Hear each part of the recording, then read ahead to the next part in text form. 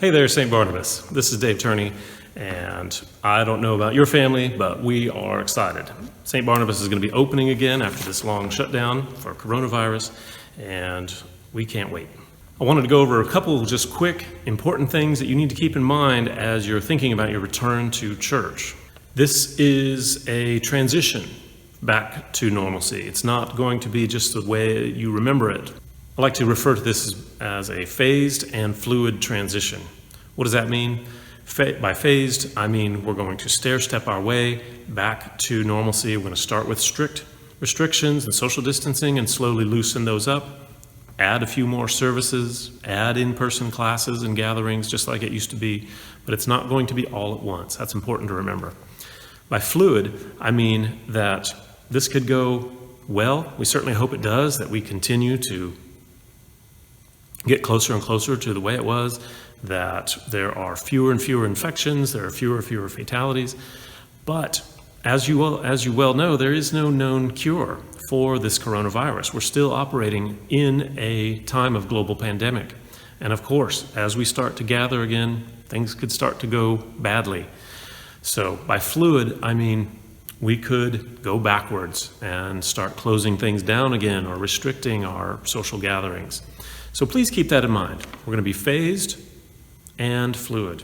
Please remember that during this transitional time, church attendance and communion are both optional.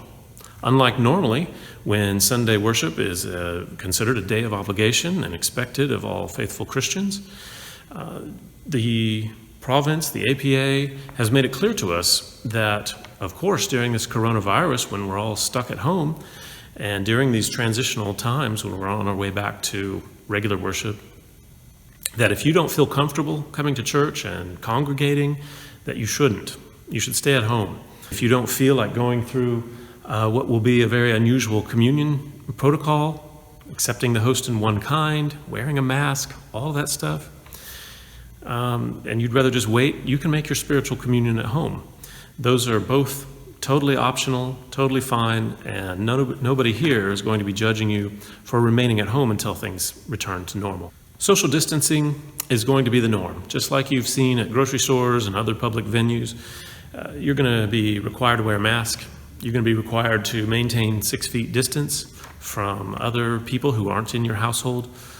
There's going to be a lot of things you notice right away about signage and unidirectional foot traffic when you come back. And that's all going to be pretty familiar to anybody who's been out and about in society recently. It's going to be the same way here at St. Barnabas. A couple things to keep in mind as you're planning your return to church. One is we're going to be just using the main entrance, the main door here to the church, the main worship area. All the other entrances to the church office buildings and Sunday school rooms and all that, those are all going to be closed. So the takeaway there is just simply park near the front of the parking lot. Come early if you really need a good spot, but otherwise just park somewhere close to the entry and come through the front main doors. Right now we're limiting our congregation to 65 max. So our ushers are going to keep track of how many people we have in the building at one time, and these are guidelines issued by the state of Georgia. There are going to be fewer seats. We're going to tape off the pews, and the ushers are going to lead you to your seat, keep track of how many people we have. Now, I know your first question is, what happens if I arrive a minute or two late and there are already too many people in here? Well, we're not going to turn you back. We have some overflow seating in other rooms, and you're going to be able to take communion with everybody at the appropriate time. Probably watch the service and the sermon from the TVs in the live feed. Another thing we've done here is we moved all of the books of common prayer and hymnals and other miscellany from the pews. We don't want people touching these books and then giving them to the person who comes in after them. So we've taken all those out. If you'd like to bring a book of common prayer and read along the service, you'll need to bring one from home. Please bring your own masks. Very important. Everyone in the congregation who's indoors will be required to have a mask on the whole time. You need to have a mask on that covers your nose and your face. This is to protect everyone, to make sure everyone feels comfortable worshiping here, and you will be required to wear that mask while you're indoors. So please bring your own. We may have a few extras at the table if you lose yours or something happens, but please plan to bring your own. We will not have people in the congregation without a mask. Also, please help us help you by paying attention very closely to some additional instructions from the ushers. For instance, the ushers are going to seat you. We're not going to be able to sit in our favorite pews for the first few weeks. I know. I think my personal favorite pew is going to be taped off, but this will only be for a little while. But please, when you come in, wait for the usher. They're going to seat you close to the front of the church and fill up the pews toward the back. So get here early. It's going to take a little more time to get seated and that kind of thing. Communion will be very different. We are, as you may know, offering the host only in one kind, just like we did in the few weeks before the coronavirus lockdown. You are going to be released into the aisle by the ushers. When the person in front of you is finished, you're going to approach the Eucharistic minister with your mask on.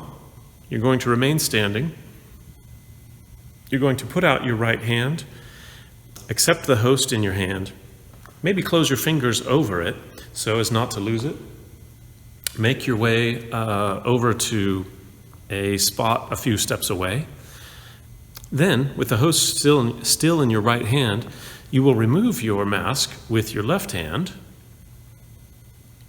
place the host in your mouth, replace your mask back over your nose and mouth, and make your way back to your pew. Finally, at the end of our service, we are going to receive a general blessing and a dismissal from the celebrant. They will make their way directly into the sacristy without any kind of procession or anything. The ushers will release us row by row, pew by pew, so that we don't have a big line of people congregating in the aisle. We're going to ask that you do your socializing outdoors in the patio area. There won't be a coffee hour, I'm afraid. Our priests will be out there available to chat with you briefly. Again, we ask that you keep your social distance, your 6 feet, and that you do your best to continue to make St. Barnabas a safe and welcoming place for everybody.